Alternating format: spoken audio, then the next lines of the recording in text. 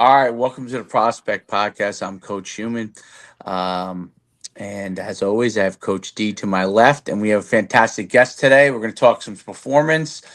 We're going to talk a little chiropractor and movement and how all that stuff um, ties in with the athletic performance for athletes and sports injuries. With our special guest today, Dr. Zachary Bohm. So great! It's great to have you on, Doc, and we're looking forward to talking to you. Yeah, I'm excited to be here. Thank you guys. It's going to be a good conversation. Yeah, no doubt, and this is kind of right up our alley. So, um, you're based out of Howell, right? Is that what? That's I where. am. Yep. That's where. I'm in Howell. I work out of a personal training gym, so we got all the equipment. And I'm sure we'll dive into that and talk about what it looks like as I walk through like a session or something like that with a patient or an athlete. And your background is, just kind of give a little intro, is very varied within this space. So, you have a CSCS. You're obviously certified sports chiropractor. You got a master's degree in sports performance science and doctor of chiropractic. So, it's really it's really a lot of times chiropractics are really kind of focused in that realm. You're specifically focused within the sports realm, which is really interesting, and you have a variety of different specializations, which I'll let you go through all of those because there's a They're lot just letters. They're just there's a lot of letters. acronyms attached to them and letters Yeah. that will that I'll let you kind of dive into all that kind of stuff. And you yourself obviously are focused on your own health and wellness, and that's part of your own journey as well. And so that really ties into the athletes you work with. So without further ado, I'll let you kind of dive into all of this, and then we'll go from there. Kind of give us your journey and your background, and then we'll go into everything from there. Yeah, absolutely. So I feel like most people who are in this space, if they want to work with athletes, they were an athlete. I wrestled for Howell. I grew up wrestling high school, wrestled a little bit in college, had my share of injuries. Um, Ended up having hip surgery when I was 19. Took me Oh, out of my took me out of my oh, freshman year of college, so I missed a full season. Got to the point where we certified things like that. We were moving and grooving, and I just couldn't get through a practice. I can barely get through a part of a practice. Way worse than they thought it was when they went in. It was like a year or so surgery. I was laid up on the couch for 3 weeks, the whole bit, right? But I never was able to get back to the level that I wanted to. Right? I missed a full year. I wrestled my sophomore and my junior year. I ended up dislocating and fracturing an elbow. And then I was kind of like, okay, I was D3. I'm not going to the Olympics for wrestling, right? It's like, what else can I do? I was health and exercise track in college. So thinking about being a PT, was seeing a chiropractor at the time. And he was like, hey, like, what do you think about doing this? I'm like, I'm open, right? I'm open to ideas. Went down, saw the school, loved it. And in my head, I'm thinking I could kind of do everything a PT does, but I can do the chiropractic stuff, right? I can put more hands on. I can do the manipulations, the adjustments, things like that. And I felt what that felt like growing up, getting me through N2 matches, through tournaments, right. all that stuff. Mm. So going down into school, they had a really good undergrad program for sports. It was Life University. They have probably one of the top rugby teams in the nation. And now the wrestling team is probably top NAIA. Their girls team is phenomenal now as well. So when we talk about all the extra certifications and degrees, I was able to get my master's at the same time. And in order to do that, we had to work with the athletic training staff, and we got to see all those athletes come in, right? So alongside of me getting my chiropractic degree, I was also working in the training room. We were seeing those athletes come in. We were talking to orthos. We were talking to the athletic trainers. This big network to co-manage somebody, right? And that's what you need. It's a big spoke or a big wheel. The athlete's in the middle, and everybody else is an outshoot, right? But we all have to work together. Coaches, SNC, the chiropractors, the athletic trainers, the orthos, the primaries. If we're all not on the same page, right, we're taking away from the athlete, and we can't do that just to feed our egos. So learning a lot of that stuff in school. I already had my CFCS. Like Coach Newman had mentioned, like I trained really seriously. Um, and not wrestling, I tried to fill that void with something else. So I picked up jujitsu. So I was competing in that, doing all that stuff. Um, and then right out of school, I was able to get a couple good opportunities working with some mentors to see some high level athletes, Olympics, XFL guys, NFL guys getting ready for combines, things like that, getting ready for draft season. So I had good opportunities being on sidelines, managing players there. Um, Came back home after school, worked for the chiropractor that I actually saw, and started doing this on the side. So I was seeing people out of my buddy's gym here, which we've gone into a bigger space, and this has really grown. And it got to the point where what I was seeing in the office, we were doing great things. People were getting better, they were getting adjusted, but then they would go home and maybe not do the exercises we were giving them. And that could be for a various number of reasons, right? Maybe they didn't understand completely how to do them. Maybe they didn't feel confident. Maybe they didn't have the equipment or the time or the space. And they would come in the next time and I would ask them, how you feeling? They're like, oh, about the same. Okay, did you do the exercises? Did you do this, that, or the other thing? No. I'm like, okay, I can't put this all on them, right? Part of this is me and what we have available to give them. And I wanted to create a space where I had the time, we had the space, we had the equipment so that there were no excuses and people would actually get better instead of just feel better for a little bit and then come back to me in 2-3 days feeling the same way. I think that's a huge part of it. I mean, the athletes are really, and today more than ever, there's so many different stresses on their body, and trying to keep them to stay healthy, be able to perform at a high level.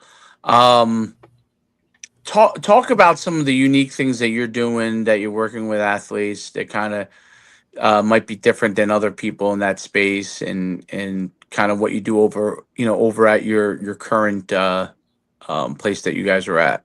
Yeah. So great question. So I try and take a different approach where we're not just looking at what's going on. We need to know why. We need to know how it's happened. How long has it been?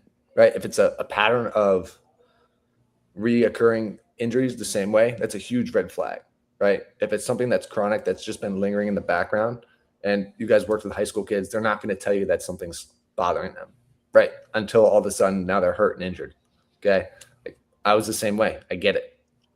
But if we can actually have that relationship with them and create that and create a space where they feel good enough and trust you enough where they can have this conversation, okay, now we can get in front of these things, right? So what we try and do is when we bring them in, we're looking at how they're moving, what they have available on the table. So like just joint ranges of motion.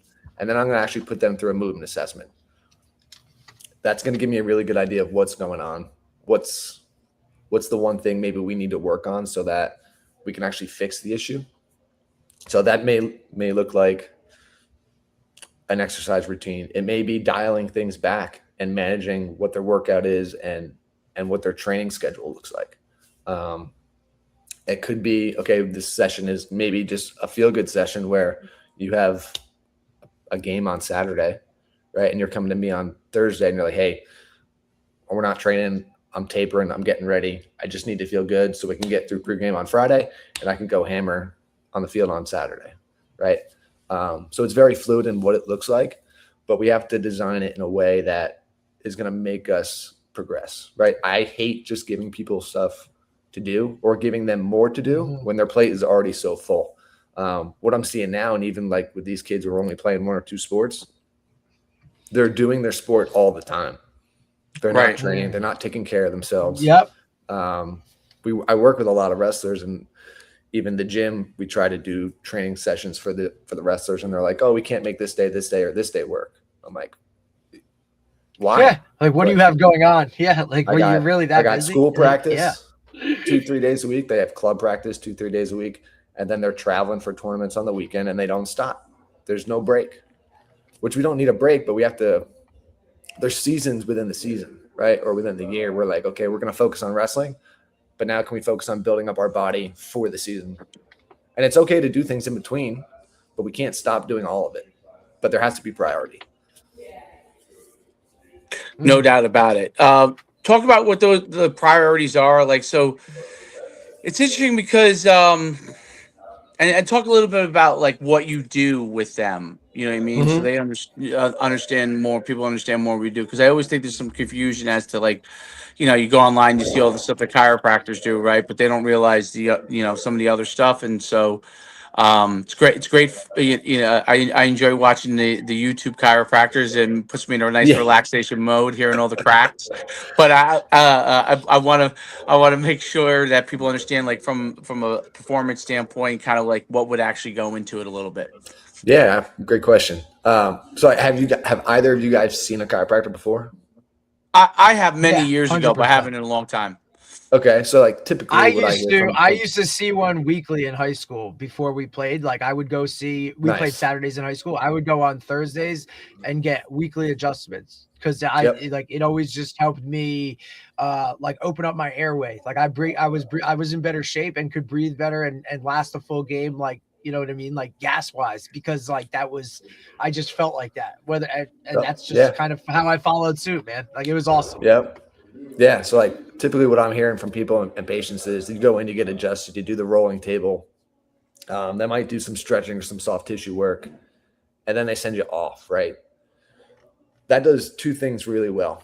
It makes you feel good and it gets you moving more, right? Which is what you've experienced, Coach Derek, right? But what they're missing is this good window of opportunity where we are in less pain and we are moving more. That gives us, like I said, a really good window of opportunity to go into the gym and make some changes in movement. Because now we're not compensating or adapting with how we're feeling, and we have more range of motion. So if you're having a hip or low back issue and you can't forward fold or get into a 3-point stance, but I can adjust you on the table and do some soft tissue work. Now we can get you into positions to get you stronger. Maybe we're pushing a sled in our rehab session, right?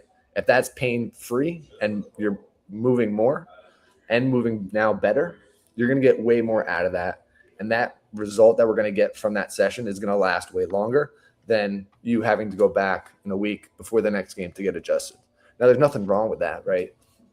But to answer Coach Schumann's question, like specifically, when I have a patient with me, we come in, we do all the table work first. It kind of lays a good foundation for the session because, again, less pain, more range of motion. Now we can go and start to work on the things that we discovered in your assessment without those limitations, right? And each rehab session could look a little bit different. If you're a little bit further along, it starts to look more like a training session or look like whatever you're trying to get back to. High rocks is a big thing right now, right? Or just with the weather, I have a lot of runners coming through. So we're making sure they have capacity within their hips, knees, and ankles so that they can actually last 10, 12, 15 miles that they're running. Do they have the strength to be able to do that? Are they doing it properly, right? So it all depends on what their goals are because that's what our treatment plan is going to work towards. Interesting. So like that treatment plan really coincides with their workouts, right? With their training and their. Yeah. It's whatever their goal is. And that's something I try and dig out of people in the beginning a lot. Because at first they call me and they're like, I just want to feel better. Well, Right. Why? Right. Right? Because if you want to feel better, you can go and take Tylenol. Right. But like there's always something behind that answer. Always. And it's my job to get it out of them and ask more questions. Right. Right. And when we can do that, we have a goal on paper. Okay, now we know what we're working towards and we can fill the gap backwards. We know where we're starting and we know where you want to be able to get to. If that's playing through a game without low back pain, okay, what do we need to be able to do that? We'll find that in the assessment, and then we're going to build out your rehab plan or your treatment plan to get you there. That's really interesting. It's what are some of the instances you've seen of athletes that have come through and then specifically like some things that you've done? Like you mentioned some stuff with like runners and what are some of the things like situations you've seen that working with them in their seasons really helped them? Yeah. So, like I said, because of my relationship with the high school and the wrestling team, I have a couple of them coming through. And even now, I still have some of them coming in because they're still practicing, right? They're still lifting. It's off season. They're doing all this stuff. Um, but when I was seeing him during the year, he was having some low back issues, and the the nature of the beast in wrestling is we're never in a good position. And to be Yeah. honest, if you want to perform at a high level, I tell people performance is not healthy. High level performance, you're No doing shit. things, it's not right. But on that back end of that, can we do things in our training that get those two roads to travel together, right? Longevity, feeling good, and performing well. And sometimes we're gonna swerve back and forth, which is fine. Um, so when he was coming in, we know one that he has to be pretty strong, and we know two that it's more of a short burst sport, right? So okay, I need to Mhm. be able to get him tired in short spurts, and having him keep a position where he's utilizing his core stability and his hips and his glutes really well to keep that low back nice and healthy. And on the other side of that, right, people always think about, oh, I'm tight, I need to stretch. That might make him feel good, but he had good motion, right? So it wasn't that, but can we keep the mobility side of it so he can continue to move well, right? So we were working a lot on rotating our mid back, keeping our hips nice and loose, being able to rotate in and out, getting full extension. Um, and again, that can look like so many different things. It was a lot of ground based exercises just because the nature of wrestling is he's on the ground. Um, Right. and then having like talk about lifting someone up your weight when they don't want to be, right? So again, like overall a baseline of strength and having the capacity to do this bout of power and explosion over and over and over and over again.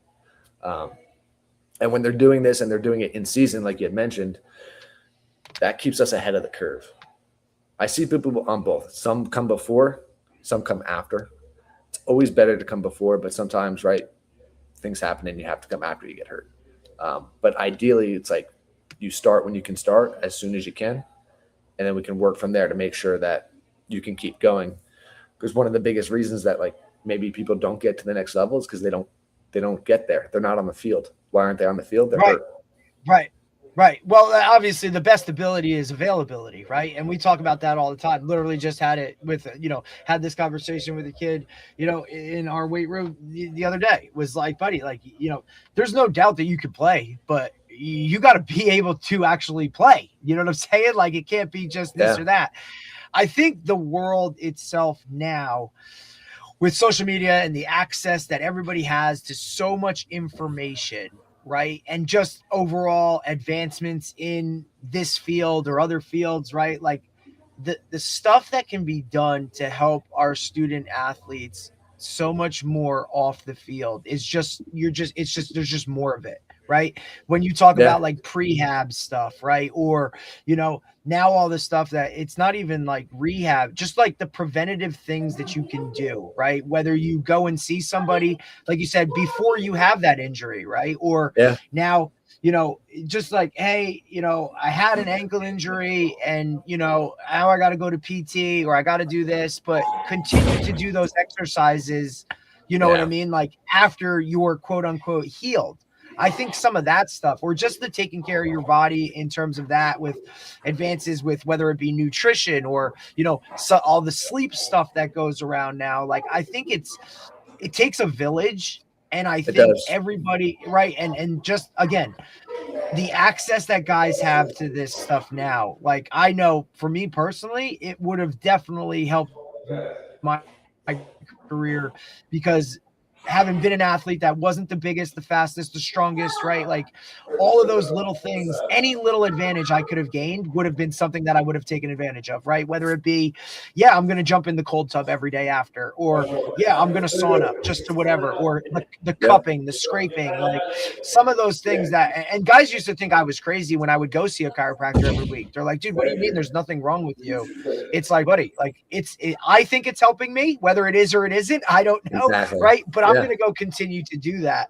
And I think parents now, and Dave can attest to this a little bit too, right? Like parents will do whatever it takes for to get their son or daughter in a better position. So if that means taking them to the chiropractor or having them do some of this, because we see all the social media stuff with guys going to see trainers, you just talked about like time being a thing.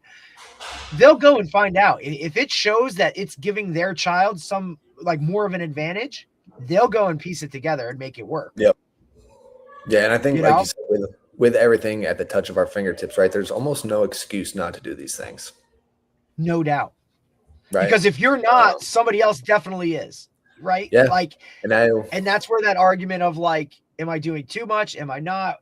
Are you just doing this to keep up with, you know, the Jimmys and the Joes, right? Or is it because, you know, so-and-so's mom talked to your mom in the stands while you were watching the game and said that you're going and doing this. Now you're doing this, right? Like, you can go and do your research and find out what's going to work or what could help. And then I think it becomes a case by case basis. Maybe what works for one kid doesn't work for another kid, or maybe what, 100%. you know what I mean? Maybe you have something different, because at the end of the day, even though old school model was cookie cutter, right? Like, hey, I have 25 guys on my roster. We're all doing this. I don't think that's the case anymore. Every kid has to be really focused on a case-by-case basis. I mean, shit, if you want to go and dive in as deep as to look at certain genetics or this or that, or hey, like, you know what I mean? Like, our family's always kind of had this thing or that thing. Like, you could really dive into it to that level if you wanted to, right? Absolutely. And I think that's what'll separate guys from what's going on. It's really a big piece of it. Yeah, and like you had mentioned, that sometimes you can have someone who's really, really, really good on the field, right? But maybe they're not as healthy all the time. But then you have these other guys who are outperforming them just because they're able to be on the field more. They're able to get more practice in. And the coaches and the recruiters are going to see that. Like, well, why isn't he practicing? Oh, he didn't. His ankle or his knee didn't feel good today. Red flag, right? And you don't want to miss that recruiting timeline, right? You're losing exposure, you're losing reps, and those reps don't come back. I felt it firsthand when I would miss that first year of college wrestling. I could tell how far behind I was with the guys that I started with. And even just missing, no doubt. We had the seniors and like the fifth years who were on the team when I was a freshman were really, really, really good. We had a national champ on the team. We had a couple second, some other All-Americans, and like I didn't get the time to wrestle with them. And how much better would that have made me if I was able to have that exposure, right? Sometimes you see people who are mediocre. They get to a high-level place or with a high-level coach, high-level room, and all of a sudden their skill level explodes. But they're not going to get there unless they can get there. Yeah. No doubt about it. I think that's a big part of it. What do you like advise athletes who had never, you know, been to a chiropractor? Like, there's people like have the apprehension and worry about getting cracked or anything like that. Yeah. Like, how do you kind of bring them into that process? So I feel like you can't read or believe everything you see on the internet. Number one, right? There's going to be good people and bad people everywhere. All professions, mine included. So I even have now some patients that don't like to be adjusted, right? They just like, don't like it. No problem. There's other ways that we can do. There's other ways that we can do what the adjustment would have done, right? We don't need to do that. What the adjustment actually is that cracking and that popping that you hear. It's air being released from a joint capsule. That's all it is. So as the joint gets manipulated, it's like you're squeezing out an air bubble, and that's the crack of the pop. Why that feels good is that joint capsule should be filled with fluid. But when you have nitrogen or hydrogen bubbles build up in there, it feels stiff, right? Coach Schumann just kind of like rolled his knuckles around, just thinking about it.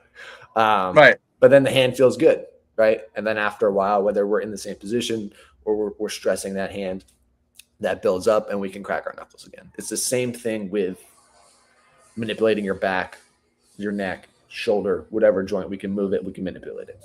What I try and tell people is we don't need to have the sound happen for the effect to take place. And the effect that we're looking for is actually a quick stretch in that joint. When that happens, all the muscles that connect and cross that joint, it's like hitting the circuit breaker on them. And that's what gives us less pain and more range of motion. Because if there's something was super tight and tense, doing a proper adjustment, that's usually going to loosen up and be more relaxed than it was previously. And again, now that gives us a good foundation and window of opportunity to go and make some movement changes so that doesn't come back and happen again. Right. And we layer that on and on and on and on. What I would say is really important is find somebody that you like and somebody that you can trust. They could be giving you the exact thing that you need, but if you don't like and trust what they're saying or what they're doing, it's not going to work. Your body's not going to let it, right? It's kind of like that placebo effect. And on the other side, you can have someone who's doing something completely ridiculous, but Right. you really, really trust in what you're doing and know, okay, even though it's not maybe doing anything, you're feeling like it does. That's going to give you the confidence. You're probably going to go out and perform better than you would have otherwise, right? So it's okay to find a provider that you end up not liking and switching, right? It's about you. Right. It's not about them. And I tell, like, before anybody even comes in to see me, we're talking on the phone for a half hour at least, because I need to make sure we're a good fit, because I do things differently. And if this isn't what you're looking for, I don't want you to only come in because you feel bad because you wasted a half hour of my time. It's not a waste. Right. You got more answers. Okay, Right. now I can help you find somebody who's going to be more of a fit for you. Makes perfect sense.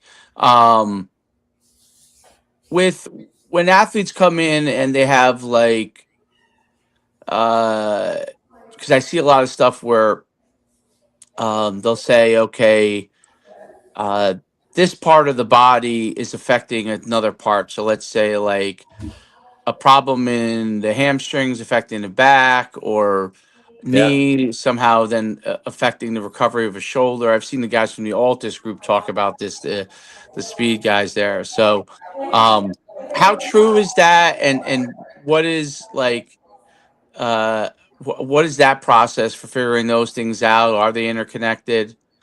Yeah. So great question. I see that a lot and I hear it a lot. They're exactly right. Now it's not all the time, right? Right. But like if you pull your hamstring, it's a hamstring issue. It probably doesn't have anything to do with the shoulder, but maybe something going on in the shoulder and the upper body overstressed that knee hip complex, right? And had that hamstring overworked for so long that it's strained, right? But you mentioned the low back. Most of the patients that I have with low back pain, it's not a low back issue. Their hips Right. don't move. Their hips don't move well at all, if at all. They're probably lacking some mobility in their upper spine, and they can't stabilize their core properly, right? Especially with the football guys who are in the weight room all the time. If they can't do that, they're not going to protect their lower spine. So they're going to use inefficient strategies to be able to do that. So a lot of the times when you go to a chiropractor, you go to a normal PT, your back hurts, your knee hurts, they're going to look at that, which is great. It's a good starting point. But it's probably not the thing that's been causing them to have low back pain for 4, 5, 6 years, right? If that was the case and they've seen all these other providers, somebody would have gotten it right, hopefully, right? But there's definitely a correlation with the joints maybe above and below, right? So if we're talking about low back, what's above it? Your thoracic spine, your mid back, your rib cage. What's below it? Your hips, your pelvis, your knees, your ankles. Same thing. You have knee pain. I rarely find that it's actually the knee, unless maybe there was a non-contact injury, and even that's kind of its own rabbit hole, or maybe somebody fell on you on a tackle, right? A lot of the times the hip and the foot aren't playing well together, and when we can do that, we offload the knee gets better. But they're not having any symptoms in the hip or the foot, so nobody looks at them, right? Interesting. Yeah, that's interesting. Really interesting. Are there things that athletes need to do to strengthen all of those areas so they don't have those like relational issues? Um, and from a flexibility standpoint as well, like the things that they need to do from that standpoint. I would say it's hard to gauge without seeing somebody, right? Okay. I would say outside of that, sometimes it's not about just being strong, because a lot of these kids and a lot of these patients that I see, they're always active, they're always in the gym, they're already really strong, right? But can we do something a little bit better? How are we doing it? Sometimes that's more important than like Right. How doing are more. we doing it? How are we Exactly. doing it? I think Yep. is really tough, right? Because a lot of guys have been like, when you talk about specialization too, right? Like you're using the same muscles, the same stuff, you're doing the same things over and over and over and Yep. over. The wear and tear is just brutal. So now, hey, how can we, do something to still get everything that you're doing and getting, Yeah. right? But how do we do it a different way or use something different, right? Where we can now not put the same strain on what we know you've already probably overstrained by continuously doing the same shit over and over and over and over, Over and right? over And it's again. one of the biggest Yeah. things that we see, right? And like you're seeing a ton of examples with it, right now with NBA players and Achilles, right? Like they're just, it's like, they're now look, and Coach Shu and I have talked about this, whether it comes down to like, the surfaces they're playing on, or, my personal one is like the shoes that everybody's wearing now that are now just shit, or that these kids walk around in slides and freaking, Crocs all day. Nobody wears sneakers anymore. Like all this stuff I think correlates or whatever. But that's a whole different freaking, conundrum. I think it's wild to me to see some of these things. And again, the monotony of specialization, right? And look, we know Yeah. sports is like the same things over and over to get really good. We get that, right? Yeah. But again, another topic that we've talked about with multi-sport guys, like Dave and I were both college football players, but we also loved when football season was over and I'm going to basketball, he's going to either wrestling or Yeah. indoor track or whatever, like that change up, I think mentally, not only physically is extremely important, right? But talk about a little bit that, like, do you deal with the mental side of it too? Because obviously in your field, right, like you're dealing with it, you're basically a shrink no matter what, right? Whether you're helping somebody Yeah. physically or not. How do you kind of connect the two when they come to see you as well, of like, hey, like, look, man, injuries happen, let's do this, or can we spin it to look at like, hey man, even though you got hurt, like look at some of this stuff that's going on, like you got really good strength here, let's kind of like, do you play into that at all when it comes to some of your patients and stuff, that guys that you see? Yeah, absolutely. And then even when I was growing up, like talking about the free sport or the multi-sport athlete real quick, like I was forced to take a break. So like I would wrestle all through winter and spring. We would get done with nationals and I was like, okay, 2 weeks you're not allowed to be on the mat. I would go surf, I would go play lacrosse, I would go do whatever, run around, right? Surf, Dave, these shore guys, bro. These shore guys surfing and shit. Haven't done it in a while, but that variability is huge. I'm just jealous. Just jealous. I'm just jealous. You're down here now. Get out there. Yeah, oh hell no, buddy. But look, buddy, this body type ain't meant for a surfboard. I'll tell you that, bud. Like, you ain't ever seen a giant like thumb on a surfboard, dude. It don't work like that. You know what I mean? Like, I do miss the days of surfboard.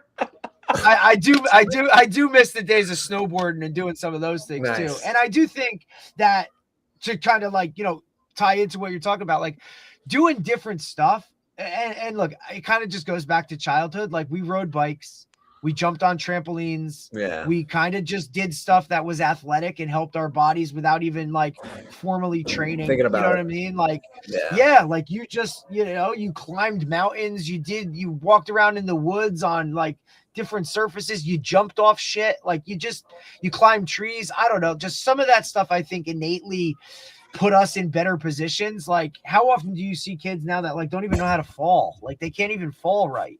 And I don't want to be like the old head that's always like, well, the way we did it and we were outside and all that. Like, it's just different. Like we were like training and didn't even know we were training. You know what I'm saying? Like, because it's just kind of what we did. Like riding a bike up that hill used to suck, but you know what? You did it, and your buddy's on the pegs. So like now you're doubling, carrying two people. Right, like you would just like race or run around or do some of these things. Like I don't know, like it's just it's just kind of my own little like, the world changes, I get it, like, and for all the knowledge that we get now at the access we have to like just go search something up and, hey, I got to do these stretches, hey, I got to do that. I don't know, I thought we got by just as well kind of just going outside and doing some of those things too, of like, oh man, like, like it's really hard. Like some guys, you look at them and you're like, dude, like, if you ever run a day in your life, like how do you even, you know what I mean? But they do have some of these deficiencies of like, And it could go, look, we could tie it all into like where Dave and I have talked about this too. Like phys ed class itself is totally different, bro. Like, you know what I mean? Like they don't do some of the things. Like they ain't going out there and running a mile or stretching or doing any of that stuff. Like there's a lot of those things that tie into it. I mean, look, probably good for you because it gets a lot more people in your building to do whatever, right? But it's also a little bit of like, hey, I mean, I've seen entire teams, right? Rather than come in and watch film on Saturday morning after a game, right? They all head off to the chiropractor and each one of them gets, cold tub, massage, right? Like they go through the whole gamut of that post-game recovery stuff that, you did in college. And it was like, these are high school teams doing this that now can do it. And yeah, they're better for it. There's no doubt. Like if I could do it, I wish I could, you know what I mean? Like where kids will go and do that. Parents want to do it, right? It's just, any advantage. I'm just such a firm believer in it. Absolutely. But it has to come from the right place. And you got to know. And at what age, too, because this is really where I want to cycle back, right? Because, Dave's, he's in like the middle schoolish world, right? Like I have 3 under 3, and I've heard about, even as young as that getting adjusted and doing some of those things, right? Like, so from your perspective or from your, like, what age is, quote, appropriate to come in now, like, hey, like let's start working and doing some of these things? So for me specifically, because of what I'm doing a little bit differently with the table work in the gym, I usually don't see people younger than high school age. I think I've had one middle schooler come through, but knew him outside of that, right? Right. If you're talking just strictly chiropractic, I was never much of a pediatric kind of guy and going through school and things like that. It's a little different when you're cracking a 3-year-old. You know what I'm saying, dude? Like it's a little different. Got to be a little different mindset, right? It's they're not doing the same thing that they would do to you. Of course, right? It's kind of just like they're holding pressure. And I have a 10-month-old at home. And about every week or two, I'm just kind of checking things out, seeing if there's any restrictions anywhere, making sure she's moving well.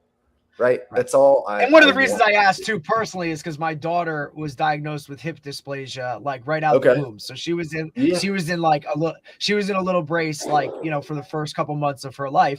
And dude, like, I'll be damned if I am not constantly like, hey girl, like, let me just, you know what I mean? Like 100%, it's in my mind. Right. And like, I watch her run and I'm like, hey, she looks good. Like she's running. She loves that. Like, and her checkups with the orthopedic have all been good and all this and whatever. But like, there's still in my head, like, should I be doing something for her or should I just make like, where should I be at? So it's more my own personal shit. You know what I mean? Like I mentioned before, it never hurts to go and explore. Right. It doesn't mean you have to commit, but go and get answers. Right. And if someone's telling you absolutely yes or absolutely no, you probably want to get another one. Right. To live in the worlds of definite is tough. It's hard. It's hard. There's obviously some things there, but most of the answers come out of the gray area for sure. And that's where you're going to get the most benefit too. If people aren't questioning and I'm not questioning, we're missing something. Right. But like age wise, like I said, for me, it's usually that end of middle school, coming into high school area. And even with them, and when we're doing rehab, it's not like I have them under a barbell squatting because half of these kids don't know how to move their body. Right. So it's okay. Like, can we start to nail down some of these movement patterns so that we can build we're going to make fifth graders do a snatch. Like, I can barely do a snatch. You know what I mean? It's like,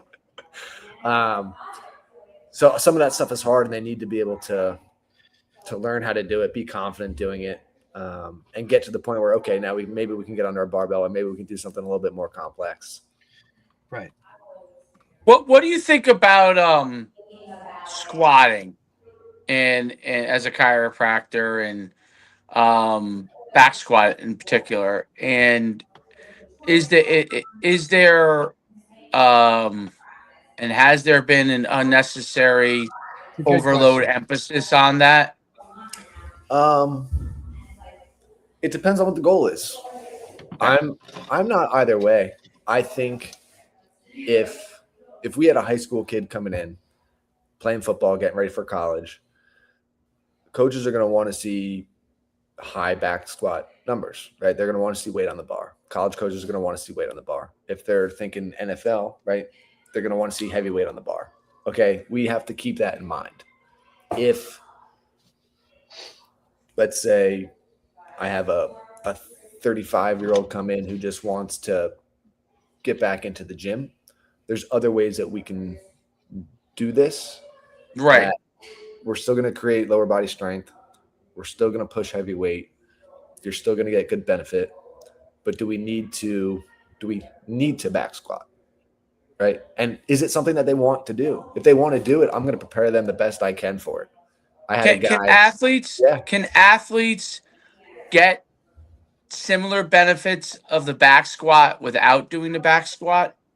Yes. Okay. So like I think so. what and that's I think an important question. Now I get why coaches use it, right? You get a lot in a very short time period out Yep. of the back squat. So you cover a large amount of strength basis from Mm-hmm. one exercise, power. I get it all. Obviously, I played football. Yeah. There was a long time when I was like Mr. Mr. Back Squat on things, but I kind of think a little bit differently now. Some of the things have opened my eyes that now, I always think that I don't think football did anything to my back. I think and I played some pretty physical positions, fullback and linebacker in college. Nice.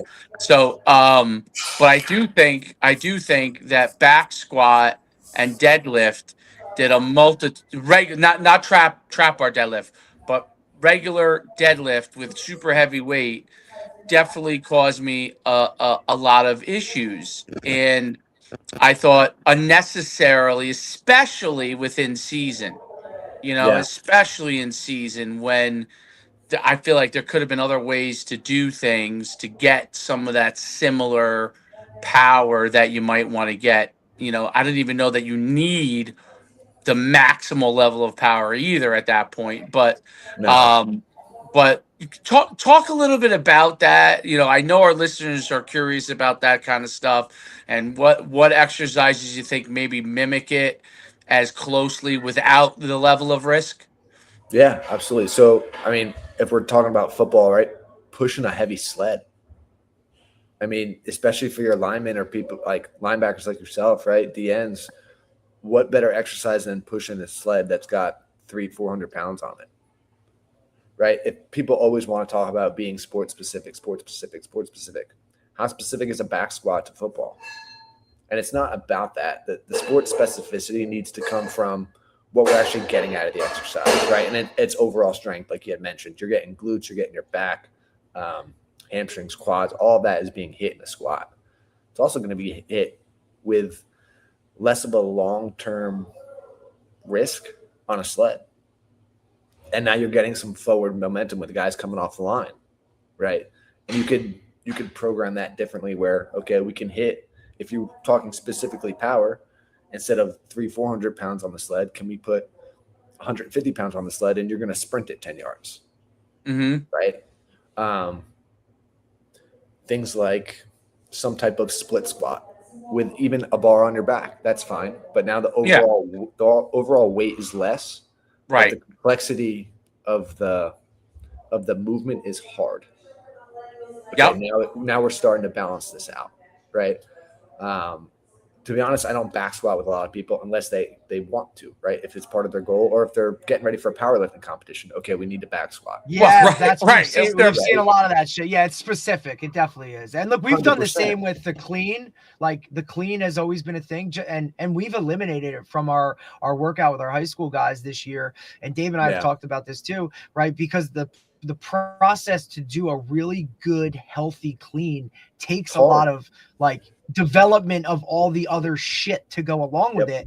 I mean, we used to literally start it when we would be working with our 8th graders that we bring in the spring. We get them for 2 nights a week for an hour in the weight room to just familiarize them with some of the movements and stuff. And it's not like we're crushing weight or doing anything. Like it would be a process of like, we start with this exercise, then we get this exercise. Like But it would take some of them by the time, I mean, dude, we still had seniors that would struggle with the entire thing. So we've just like the juice is just not worth the squeeze. We've implemented all kinds of other things, right? Where it's better for them or whatever. But look, at the same time, I still have guys that love to clean and they'll come in for their extra day of the week and they'll clean. But damned if we're having those 8th graders. I mean, it's all high pulls now and all that other kind of stuff that can work that explosion and all the things you're getting from a clean. We've just found ways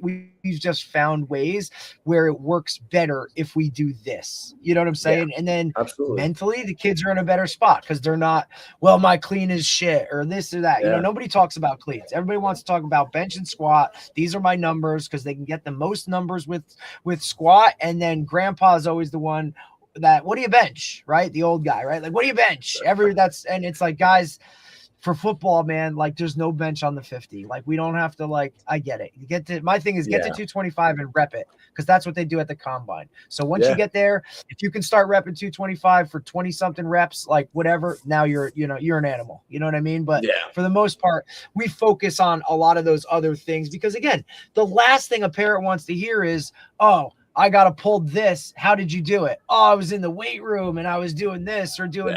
Now it's like, now you're fighting an even more of an uphill battle of like why they need to be there and have to do it. Right. So I think all that stuff really ties in. I'm curious this too, right? Like you talked about it a little bit, the communication, right? And it takes a village aspect. I think for me is one of the biggest things right now with outside trainers or, just the athletic trainer in the building or the doctors and coaches. I think to me, and I'm curious your point of view on this, how on the same page do those things have to be to work as a group, right? Because look, for example, I have guys that come into the weight room, they do our workout, and then they go to a trainer and they do whatever. Well, if you're not telling that trainer what you just did in our weight room, what are we doing? You could be, max back squatting twice in one day. What are we talking about, right? Or, hey, I had this injury, but I didn't go to the athletic trainer. I went right to the doctor, didn't tell the head coach, all of that. Talk about that relationship that needs to be on par in order for guys to be highly successful. Because, Dave, I know you deal with it too. I know it's a little different at the youth level because, a guy gets hurt. There's not usually a trainer there or something. Like he just goes to the doctor. And then that doctor might be like, well, what the hell happened here? Or this has been going on for weeks. How does all of that kind of come together, Doc? Yeah, I think it has to start with a good relationship with the athlete too, right? They have to know that you're kind of in their corner because otherwise, like I mentioned in the beginning, they're not going to come to you with this because they may be scared where, hey, they're going to sit me and I really want to play this game. Right. So that's always in the back of their head. I know it was always in the back of mine. Like I would just push through stuff or not tell people that something's going on until it had to be addressed. And then you're going to miss time anyway. Right. But as far as being on page, like everybody needs to be on page 100%. Athlete in the middle, everybody else around the edge, right? That athlete should be the primary concern for everyone. And other people are going to have more influence, more of a role with what they're doing, depending on what's going on, right? If the athlete is super healthy, no issues, their trainer and their coach are probably going to have more influence or more of a say of what's going on because there are no issues, right? But then that priority may change if they're starting to have some chronic pain or if they sprain their ankle, right? Okay, let's defer some of this stuff to the S&C and the athletic trainer or the ortho, not because the coach doesn't know what's going on, but like that's their field, right? And just because the head coach wants him to maybe play that game, maybe he's a key player, right? Would you rather him play in September or October, or you want him in December for the state championship? Like, what are we talking about here? With that, even like for my patients, you talked about like doing the same thing each day. That's one of the first, because again, a lot of the patients that I see, they're going to the gym, they're working out, they're doing all this stuff. It's one of the first questions I ask. I'm like, did you go to the gym today? What's your plan for later? Because if they come in, like for instance, I have a patient right now with some shoulder pain and he works out 5 days a week. no issues. But if he comes in and he's like, "Yeah, I did chest and bicep," I'm like, "Okay, we're not doing a push day today. We're gonna rehab your shoulder with more pull and more maybe core control and some speed work because you just did a strength training session. There's no reason to do more. That just puts Mm, more on the plate. And I hate wasting time. I hate being inefficient. And to me, I'm supposed to add value to them, not just Right. give them more to do. More is not always better, right? Exactly. well, no, more is definitely not always better. I think less is better in a lot of cases. Uh, 100%. I think that uh, we're preconditioned that you have to work hard, right? Yeah. And that obviously working hard it has its place. I think the biggest thing is being consistent, and Yes. we've turned that into working hard. You know what I mean? Like, not working. Obviously, in the old days, that was it was both consistent, but being consistent allows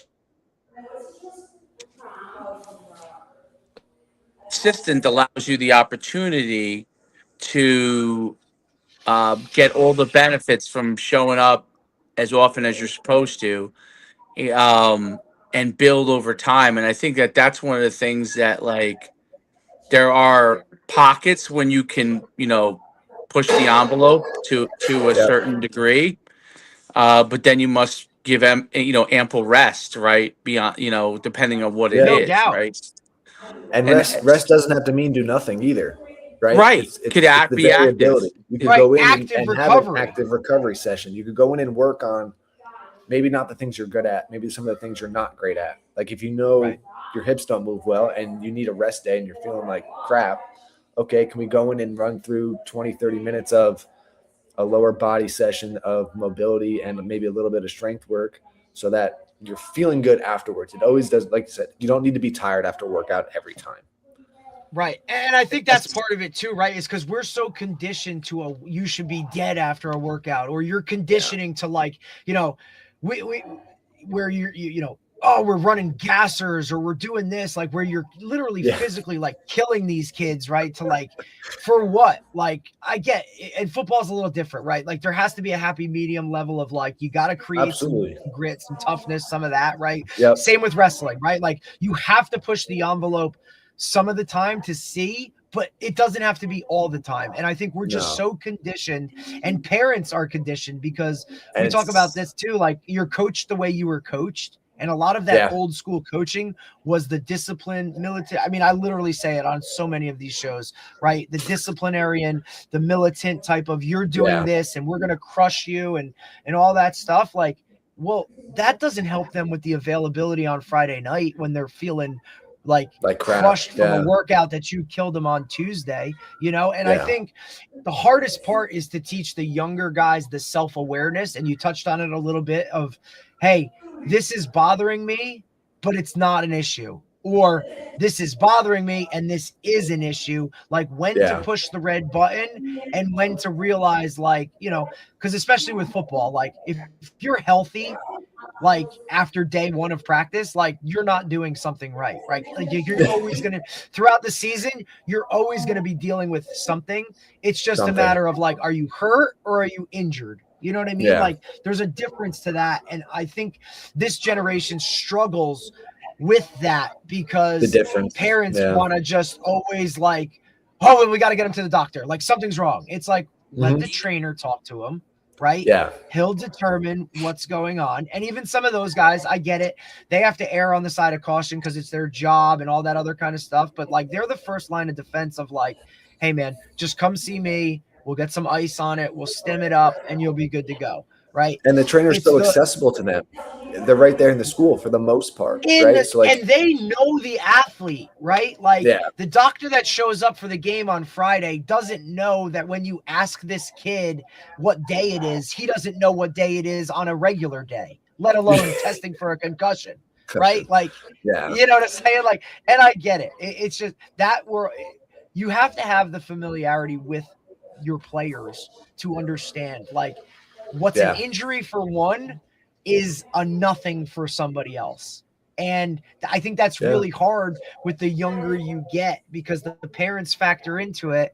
And, I get it. Like they need, you got to know, right? Like, and Yep. I Dave, I've seen Dave deal with it, dealing with the middle school kids or the younger kids of like, buddy, you got to push through this, even though it's the first time you've ever, quote, like maybe felt something different than what's normal or what isn't right and what is okay. Yeah. Like it's hard to teach that unless they go through it.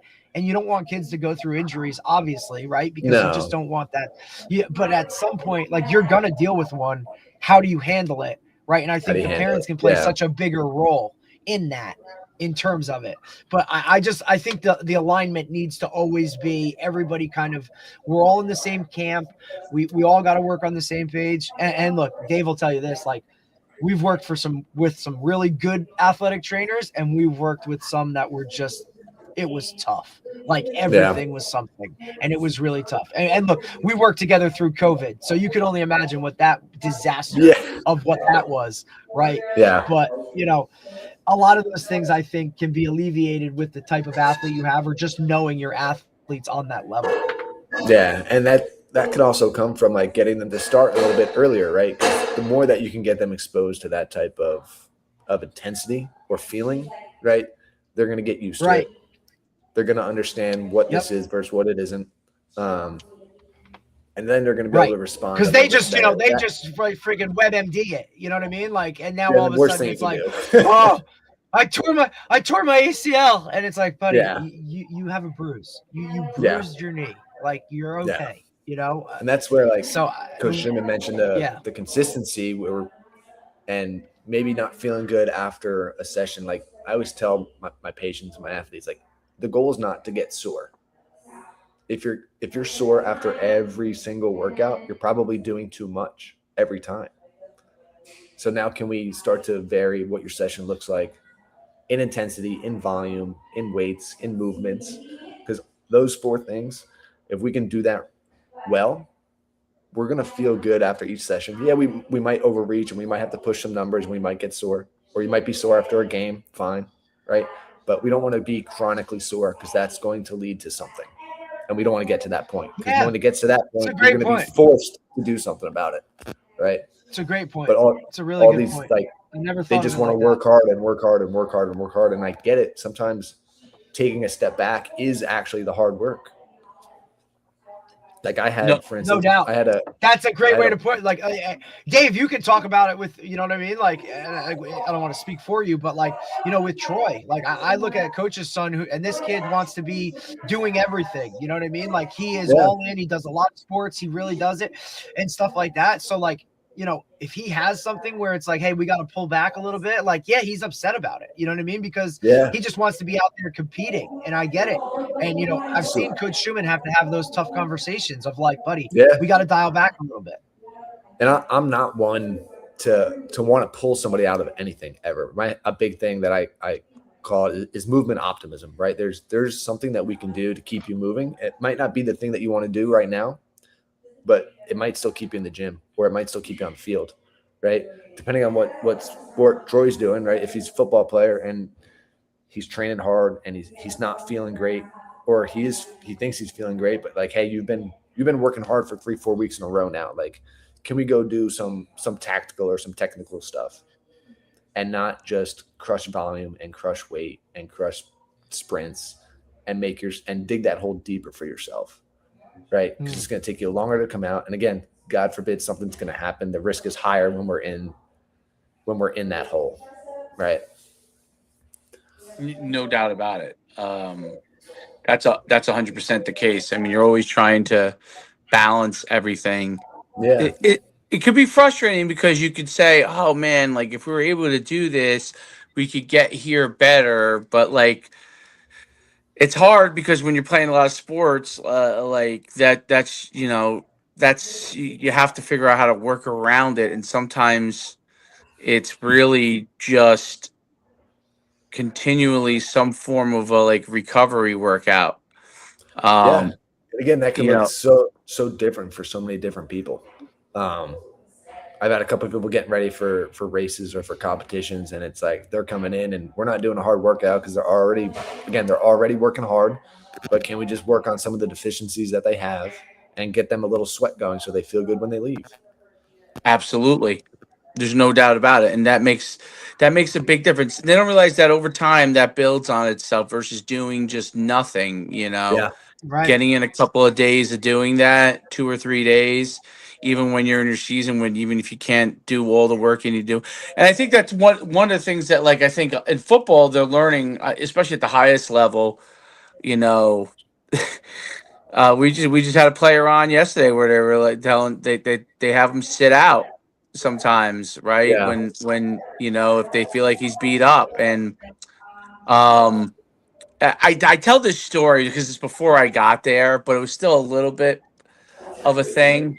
But when I came to UConn, and that was in the '90s, and they were killing you with triple practices. But what there were stories of the guy's a college coach now, Lyndon Johnson, who was a great lineman there, and he was a couple years before me. But when Lyndon John, he was so good, and he was always beat up. Like, he on his own would come up to practice in flip flops, right? And they tell these stories all the time. And he was a great player. I mean, but he was viewed as being um, lazy a little bit, right? Yeah. Well, he never missed any games as a starter. So he was like, I think he started from time he was a freshman right away, and he was a college I think he's still a college coach, Derek. I mean, he used to recruit the Northeast for a long time, but and he's been in a lot of places. But he, as a player, he was like, he used to say these stories about how good he was, but he wasn't even putting in all the work, right? Well, he almost had a form of managing his body back Yeah. then, Right. right? Yep. Which way ahead of 40 years ago, or what was he, maybe Way ahead of the 90? curve. He The was load way ahead of the management stuff curve. with like LeBron James and Seth Curry and all these He guys was that, like, managing it, like Michael Yep. Jordan was never sitting out, bro. You know what I'm saying? Like, these guys are right? Yes. different, but it's also, you look at Michael Jordan, never won a title until he got with a trainer and got his shit together and started bulking Yeah. up, because the Pistons just used to literally beat the piss out of him in the playoffs. You know what I mean? So I think a lot of that stuff has changed the game itself. Look at baseball. Okay, I know we went through a steroid era, but these guys now want to be big and strong and explosive with their movements. Whereas back in the Everything. day, they just drank beer and freaking played ball. Like, it's just, you know Yeah. what I'm saying? Like, that stuff is so different in terms of where it's even come from. Me graduating high school in the early 2000s, like, we were a small school that lifted all the time because we had guys that knew that was going to be important for us as a smaller school, numbers wise. Like, we had to be stronger because we weren't just naturally gifted athletes. Like, we had to do something extra, and so we did it, and to me, that was Yeah. the norm. I didn't know any different. You know what I'm saying? I got to college and guys are like, I've never been in a weight room. I'm like, dude, really? Like, we weren't playing if we weren't in the weight room, Like, Yeah. So, Coach so this is Schumann, good. Coach, Well, here's what's he's funny. been So in, I was just pulling up to make sure I was right because I heard all these stories. It was before I got there, and so Lyndon graduated the year before I got there. That's why it was so. And he still coaches to this day, but he played his final 3 seasons when he was a full time starter, all 33 games. That's Okay, impressive. didn't miss a that's game, and he beyond was the impressive. offensive. And he was the MVP, and I think he played for the Indiana briefly in the NFL before he Yeah. started coaching, all conference pick, and obviously, but when I think back to the stories, and yet he started all 33 games. This is a guy who really understood his body back then. You know what I mean? And he was so good, so he could do it. Yeah. If it was a guy who wasn't Right. that good, They'd he would call him just lose. lazy. And He he would got just it lose, being and he would called lose his lazy. And job. he He was would just just because lose he's his good. job. 100%. They wouldn't even Yep. be Right. in it. But you think about it and you go back, and like sometimes you got to look back at what some athletes did and then realize that there was something to it, right? So I think about that particular thing. The guy never missed a game in 3 years. So he understood his body, and he kind of made it aware that practice is important for certain things, but not at the expense of health. I don't know if that Yeah. makes sense. Absolutely. If they're Absolutely. healthy, it's not a big deal, Makes right? sense. It makes sense for If us. they aren't, it is. Yeah. And I think too, like the athletes need to understand, like, still go to practice. You still got to go to Right? practice. Oh, no doubt. But there are you No, things still but you got to could be do with there. them. Yeah, There are even if you're things you not could do with practicing, them right? Like, be on the that don't sideline, Right, you're bury help still them. out, practicing. learn. Right, you're 100%. yes, Yeah, absolutely. it's You're not taking like, mental oh, reps. I You're, need Well, to that it's was not like, because hey, of take the a I'm day way gonna we off. miss it. practiced. The reason why that happened with him is because of the way we practiced back then. We're 3.5 hours, Yeah. triple Right, days. You and you're buried the tackling, guys. bringing guys to the So ground, some like you're kicking guys were the not. hell out of Some guys. guys weren't going to Yeah, make it through. Yeah. And so he never. managed his body. Now you don't have to if the coaches understand how to manage the athletes and manage their practices properly, and that's why I kind of bring it up. Yes, Then you know how to load, and then the next practice is not as physically demanding, and then maybe the third one is a little bit more, and then you go back and on and off, on off. Yeah. You understand that you can actually help them, and I think things that you're doing with athletes, it's awesome. helping that process, and also manage when they may be in a situation where they are getting beat up, right? And Yeah. because not every coach is on par with those kind of things, Hell no, Yeah. right? Or So empathetic definitely to not. it, right? It's like that they might not care. It's like, hey, Right, if you're hurt, you're either playing or you're gonna sit. It's one or the other. right. Right. And if you're not playing, somebody else is gonna. And you know what? Like, I'll Exactly. go find somebody else, or I'll do Yep. this, or I'll do that. Right? Like, I think some of those guys, if they're like Dave and I, who have gone through injuries and played, like, you know what I mean, like, have come back and still been at a high level, right? Yeah. Like, I mean, and I try to tell some of the younger guys too, buddy, like, this injury might be the best thing that's ever happened to you. And they look at you like you're crazy. And it's like, well, now you're aware of it. You know you can overcome it. Now get after it. Yeah. I mean, you're seeing baseball players have Tommy John and come back throwing stronger. Stronger. Like, that shit's crazy, right? Or Yeah. back, like, when I was coming up, if you tore your ACL, buddy, that was like a 16-month rehab. Like, you weren't ever going to be the same type of stuff. Now guys come back in like 6 months and they're faster, they're stronger, they're better, right? Because like, stuff has happened. I think there's a lot of stuff to be said with that. And then obviously, like, the way technology keeps advancing, there's always going to be new things on the forefront that can help you or aid you in some of these things that, for you, Doc, like, you got to constantly be like updated on your stuff. Or, hey, there's this new, like, the trend world of everybody's doing this, like, for a while, everybody was cupping, everybody was acupuncturing, everybody was sleeping in hyperbaric chambers or doing all this stuff. Like, find what works for you. You know what I mean? Yep. Like, each athlete's get a going to be routine. different. Yeah. Like, Get a I routine, mean, get a ritual. 100%. I watched Coach Schumann's son, as an 11-year-old, do some of these things on a constant basis, and his buddies are looking at him like, dude, you're crazy, or like, why are you doing that? And it's all because it's part of his routine. It's part of his thing, Yeah. Every athlete can be different, man. Like, that's really part of it too. Find a niche, find what works for you, separate yourself in some way, shape, or form. Like, if people are calling you crazy, you're doing something right. You know what I mean? Yeah. And going back to, I never answered that kind of mental aspect of getting hurt and doing that, right? And having the confidence. Because I cut you off. That's like okay. Always. A big part for me when I'm talking to a patient or an athlete, and if they're not confident to go back, we're not ready yet. Regardless of how they feel, right? They could feel like, hey, they're moving good in the gym. I could tell them that, right? But they're like, I'm afraid to cut on my left knee because of maybe I had ACL surgery, right? That's just going to cause more hesitation in game. Something's going to happen, right? It's a high risk transfer injury. But if we can get them to understand that, like, hey, you've gone through this, right? Like you mentioned, this could be a really, really good thing for you going forward. Because now, if your knee hurts, if your back hurts, you've already gone through this. You've already learned so much being here that you can take this with you, so that the next time you have a hard practice and your back flares up or your knee flares up, you have these 3, 4, 5 exercises or strategies or drills or routines that you can run through. And okay, I'm good for next practice. I'm good for the Right. next game. I feel good. The alarms don't ring as loud when you can get that confidence back and that mental mess up in your head kind of smaller and smaller and smaller.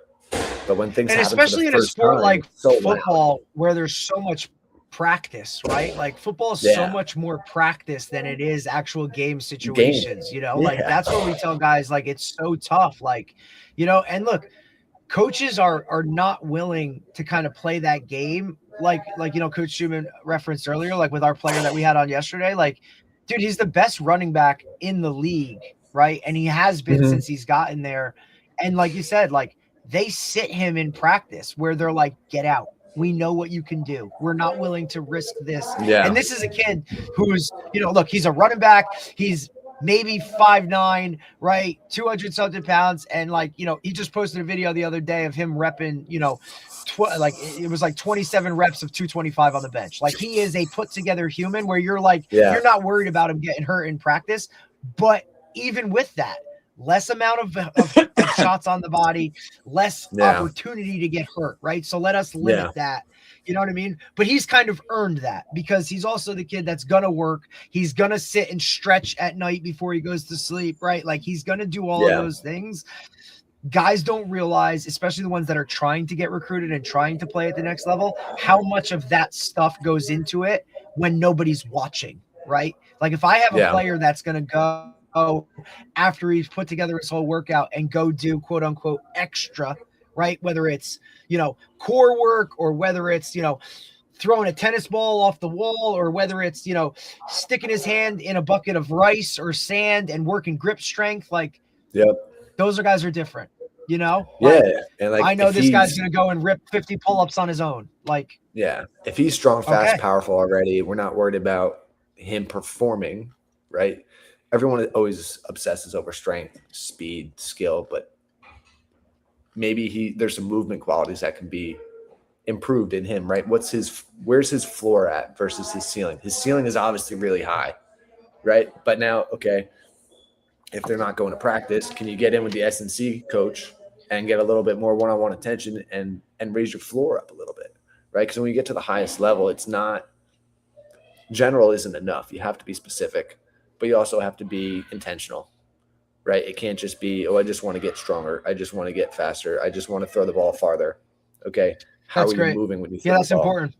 Because if you're skipping practice and attention. if you're just ripping passes and the movement's not great, that's a lot of volume on the body, right? Right. Maybe you're and not it's not even like practicing, your but now it's shoulder, the your same thing on arm. the other It might side. be all the other stuff, right? Yeah. It might be all the other stuff. So if Really, yeah. yeah. That's interesting stuff. Yeah, no doubt about it. Great stuff. Great stuff. We'll let you run because we had you on for quite a long time. But really awesome stuff. Just quickly before we go, how can people reach out to you? Yeah, best way probably would be Instagram. It's the kinetic chiro. So KINETICCHIRO. The kinetic chiro. You guys can follow me. Shoot me a message. I answer Yep. everybody. I reach out to everybody if you're following me. So happy to be in touch. Happy to hop on the phone. Talk to anybody if they're having any issues, things like that. Very cool. Doc, can't thank you All right. enough, man. Really awesome stuff. Thank you so much for taking the No, time, I appreciate buddy. you guys really, having really, me on. awesome. This was great. Yeah, no doubt. Appreciate you. All right, Doc. Have a great day. Thanks, guys. You too. All right, bye. Take care, Doc.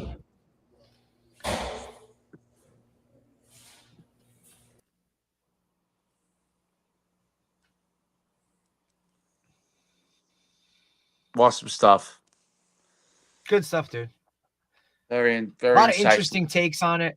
Again, another piece of a pie that could help. You know what I'm saying? Like, again, it doesn't have to be because you're injured that you're going and seeing it. It might just be another outlet for you to go. And that might be the thing that works, right? Like, how many times do you hear guys that are like, dude, I just always have this, doctor doesn't know, or, we're doing this and it's supposed to help, but it's not. Like, maybe that's an avenue for you, man. Like, go and see somebody who has a different approach to it or whatever it is, right? Like, I'm obviously biased because I've used chiropractors and I think that they're like freaking awesome, dude. And I love that the way you feel after you get adjusted and all that stuff. Like, I've just always bought into it.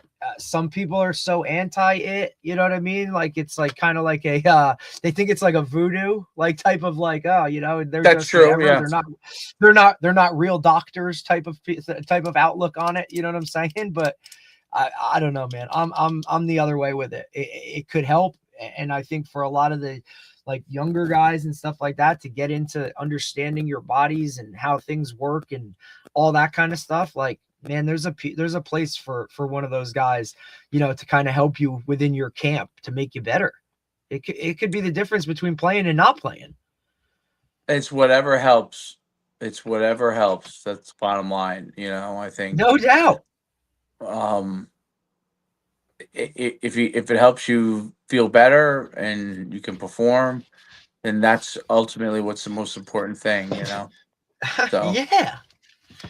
yeah, just no, there's no doubt about it, and I think it makes a big difference. So great stuff. Are we 100%. on tomorrow?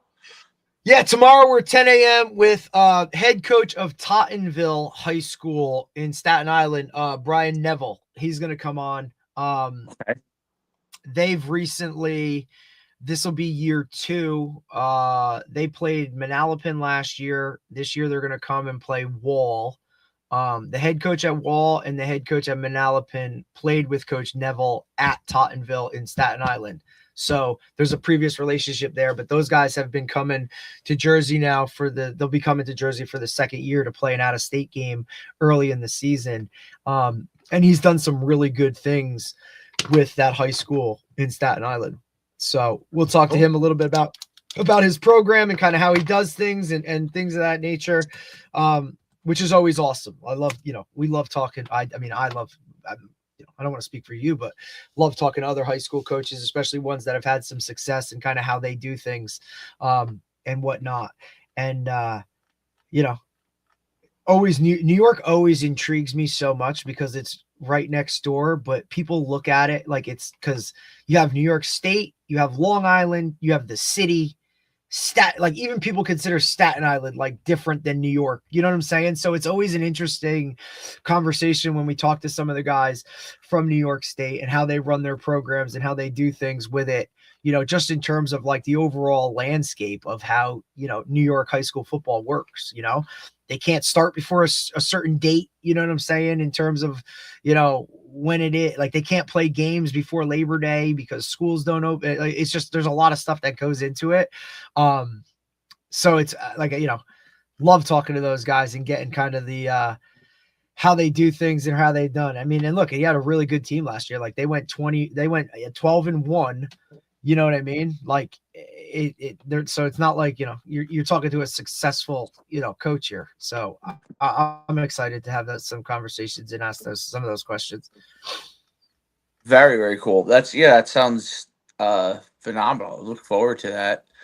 Yep. And then next week we got a couple guys on. We'll have the assistant coach from Montclair State girls flag. He's coming on. We'll have Georgia Miller back to talk the mental side of it a little bit. Chip Siegel, who was a 40-year plus high school head coach down in Alabama, since retired, he'll be coming on. And then an S&C guy with Jay Floyd as well for next week. So we got a couple of good things coming up in the future. So really cool. All right. That sounds great. Touching Look a lot of forward to groundwork, brother. No doubt. Good stuff. Really good stuff. Good thing. Look, and it looks like you survived the stomach bug that was ripping through the house. Knock on wood. Well, not there yet. Yeah. We don't Lock know yourself what in the basement, brother. We don't. Well, yeah. It's not a fever or anything like that. It's just purely stomach. We Really? don't know. But we just don't know yet. We don't know. We thought Gotta maybe get some we tests solved. and stuff like that.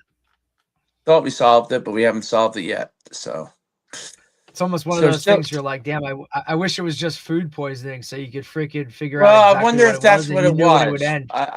I wonder if that's Have you what it ever was. had it? Have you ever No. had it? Oh my God. I've had it, and we're talking like had to go to the hospital because that's what it was. It was the most one of the most miserable things. I'll put it right up there with kidney stones, bro. Like it is having You food had kidney poisoning stones? is I've had numerous kidney stones, bro. Really? Yeah, I'm like a chronic kidney, like knock on wood, like chronic, like, and it's just genetic because it has nothing to do with diet or Yeah. any of that. Like for me, it has nothing to do with any of that stuff. Like, I'm not drinking iced tea every day or whatever. You know what I'm saying? Like, okay, I get my coffee light and sweet, but like that's about the amount of sugar I get every day. That's it. You know what I'm saying? So Right. Yeah. yeah, I've had them and they're brutal, bro. Absolutely brutal. And I've had it every single way of like, you just pass it on your own. I've had them like lasered or blasted out. You know what I'm saying? I've had to have surgery to remove some because they were so big. Like, dude, it's the worst thing ever. I would never wish it on like an enemy. Not that I have. I mean, I'm sure I have some, but for the most part, I wouldn't wish it on anybody, dude. Apparently, it's the closest thing to childbirth, natural childbirth that a male can go through. And if that's what women go through for when you hear about 20 hours of labor, like God bless them, because that shit is brutal. Like to a point where even when you go to the doctor, you're like if a doctor that's treating you for a kidney stone has had one, he is definitely more sympathetic than the others. You know what I'm saying? Like, oh, buddy, I know what you're going through. Yeah, it sucks. But food poisoning, right up there too, bro, because it's just you can't control it and you're feeling like death and it's just horrible, bro. Like, and then you're throwing up or you're going to the bathroom like so much that now you're dehydrated and one thing leads to another of like, dude, I had to go to the hospital because I was like, I couldn't even function because I was so dehydrated from just going to the bathroom and throwing up on the regular. And it was just, you just ate something bad that day. And it was like a 4-hour window of like, you ate it. And then all of a sudden it was like, oh boy. And that's how fast it happened. And it lasted for a long time. It was brutal. I don't wish that on anybody either. Like that shit's crazy. So, man. Yeah, dude. Wash your hands. Always do that. No doubt. Amen. All right. Well, All right, we'll see you tomorrow. Good stuff, man. On a lighter note, have a great day. On a lighter note, yeah. Have a great day. No doubt about it. All right, man. Yeah, I'll it's gonna talk to you rain, later. bro. So I don't know if you'll have track practice today. Well, we had it yesterday, but I was at the baseball game, so I just gave the work. When I can't go, I just give the workouts. But it's worked great. The kids kind of get upset when I'm not there because Yeah, no shit. sometimes I have to go to a baseball game, but because I give them, first of all, the workouts are fun because either we time them or we do chase work. We'll do chase workouts. We'll go into stagger. Right. It's like Yeah, you've like talked about that. I make it Right. so they're not just there running sprints, or they're not just like, hey, we got to do 10. Yeah, you know what I mean? Like, every once in a while there might be that might be part of it, but it's right, more but it's not like I'll tell them like I'll yell the times out as they're running. Like if it's a longer, if they got to do a 200 or something, which we don't. I'm yelling the times out so they know. Listen, I mean, obviously they're talented. That makes up your job obviously easier, but it's really when you have Jimmy's and Joe's, brother. But they realize they're actually like making progress. That's what they like. You know what I mean? Absolutely. Like, so you could be talented, and then if your coach doesn't really isn't figuring out how to maximize your talent and is just kind of running you to run you, then you don't buy in as much. You know what I'm saying? But if they're trying to figure out how to maximize it, then you get in a the kids start and you make it a little bit more enjoyable for them. I think I took that from Tony. Like try to make the track. You could it's hard. It's harder to do. So you got to really kind of. That's why I do the timing. Like, dude, I'll tell you this. With the timing part, I have to stop them because I'm like, dude, like I let you go 3 extra times. I don't want you to They'll keep going. They'll keep going. Dude, I'm telling you, I turn my back. They're running again. I go over there, they're running again. Look, when I break out the tape measure in the weight room for broad jump, bro. Oh, they'll do It's it like, hey, 50 times. it's like, hey, you get 2. It's like, buddy, you've been like, this is your 7th jump. Like, you still have to work out. Go over there. Like, dude, they get into it, and it is, coach, I can get better. Coach, I'm gonna do it. I'm like, buddy, you're dwindling. You're getting more tired. Like, this is like, you gotta just, you know what I mean? Like, we'll try again next week or whatever it is. When I break out that tape, dude, or put a clock on something, the entire dynamic of whatever it is changes, bro. Changes tremendously. I'm looking at this. I mean, what look, you said. we see, yeah, how cool is that, right? From our guy at Game Day Skins, bro. He sent it to me. That's so interesting. Sick. That they. How crazy is that, dude? Like, that for a helmet is sick. Dip it in. Yeah, dude. Look at it, and look how it comes out. So, and now you're never worried about where that. is it sitting? Where does it dip to? It How dips does into the wrap? that. Right. How A does the wrap? wrap get I guess around? a casing. Yeah. Yep. They just map. They like just they stretch it. They do whatever they got to do, and then look, that's And then stuff they that's put way it beyond my in. pay grade. And then they put it in that mix or whatever it is, and then they just dunk the Oh, helmet now right I'm in it. seeing it. And now it's all like encased in whatever it is. I mean, how fire is it? Look, they like literally lay it down like it's it's almost like putting a tablecloth over it, right? And then it's like it just sucks. Oh, so you actually would have to. It's fire. Oh, okay. Wow. So that's it. And then that's how they do it. That's a and different version, though. That's a different version of what the skin is, right? Like, that's another option. There's like, you don't have to get the skin. You could go in and get your helmets dipped. You know what I'm saying? You're getting your helmet dipped. Right. Yeah. That's a totally different thing than the actual game day skin that we talked about. That's a helmet dip. Is that 100%. also something they offer? Yeah. So you would have to send all your helmets there. 100%. But for that look, golly. And then obviously that's your helmet. Like, you're not going to take that off and change it the next week. You know what I'm saying? No, That's your helmet. You could go and buy skins and put the skins over that, no doubt. But I mean, dude, how cool of a look is that? That's a fire look. That American flag helmet is sick. Fire. I know, dude. It's crazy. That's awesome. I would love to do that. If I had if I had a beast team, if we like did everything tackle, bro. That's what I would do. Dude. I would get the helmets and we just send them out. You put that like with a fully covered, like the AI logos you get. You know, like you put like that like the beast logo that we have with the claw, and he's coming out like jumping and attacking you. You put those claws on the side and that on the front of that helmet, dude, and put like beasts across the back, bro. Fire. With which I do, and I do love the orange and black look. Like, I think that's such a good color combo that not a lot of people have.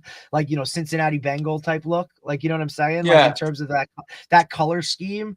Like the Oklahoma State, like I really love that color scheme.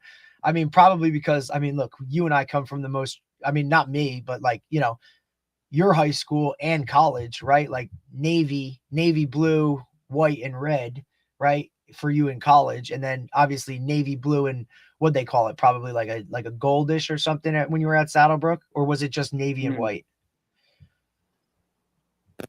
We were navy and gold.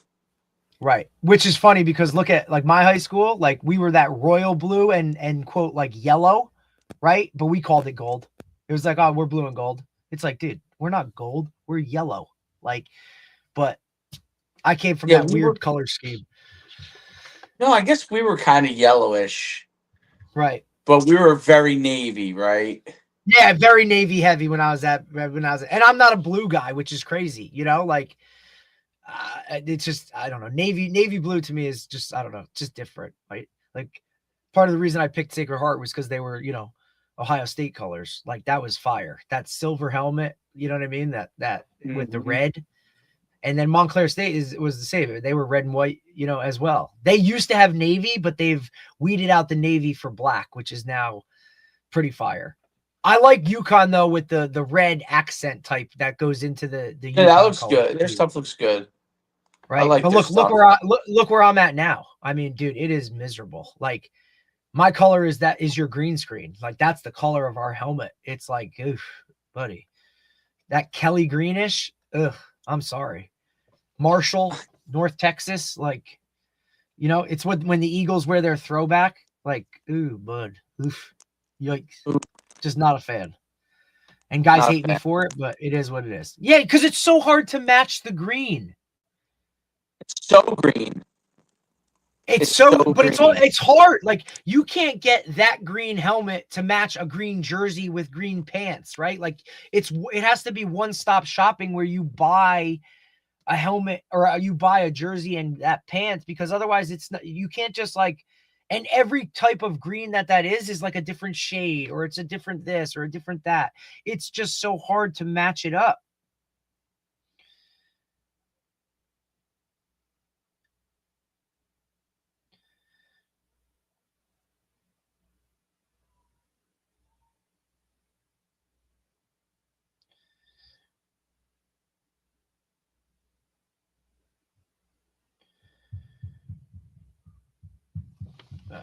All right, man. I'm going to end it. We'll see you tomorrow, guys.